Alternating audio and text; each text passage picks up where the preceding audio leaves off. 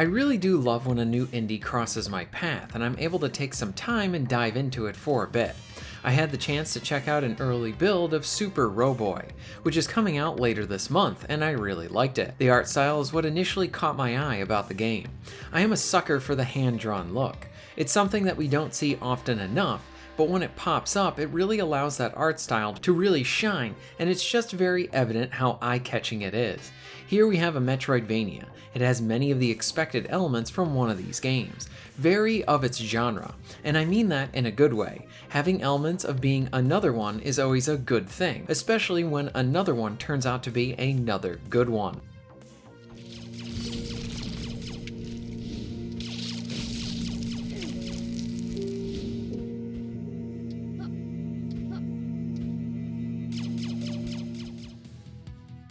At the start of the title, I really like how it did a pretty good job of allowing for the player to have that exploration and discovery that this genre is known for, while also giving the player the basics on what they need to know to understand the systems and how they operate in Super Roboy. It's a nice balance, and I appreciated that.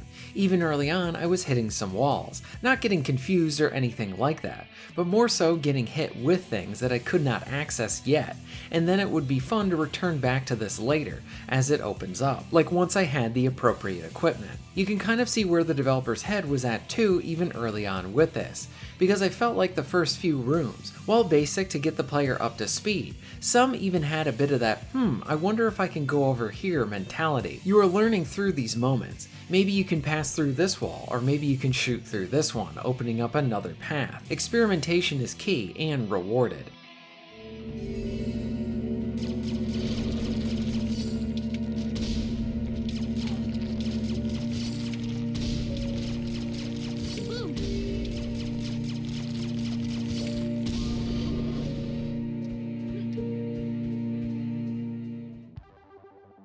Jumping and shooting both have a good feel to them right from the get-go. Something I like is the flow of this game. It feels like I'm playing an old-school side-scrolling metroidvania.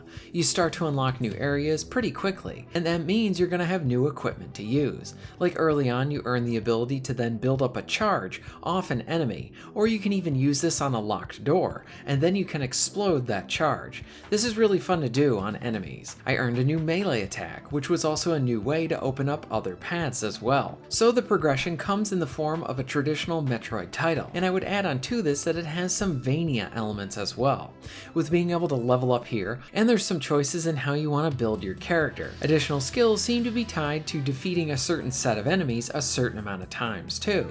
So in this sense, while you are exploring, you're also finding new skills through just playing the game and defeating foes. I really like what I've played so far with this title, and I would recommend you give this one a look. Have you heard of Super Roboy? What are other Metroidvania games that you enjoy? Let me know all of this in the comments down below. If you're interested in supporting the channel, please check out my Patreon page. For just $1 a month, you can help to keep this channel going strong, and this allows me to be able to do more for my awesome audience. Please check out the links in the description and pinned comment for ways to support the channel. And most of all, thank you very much for watching.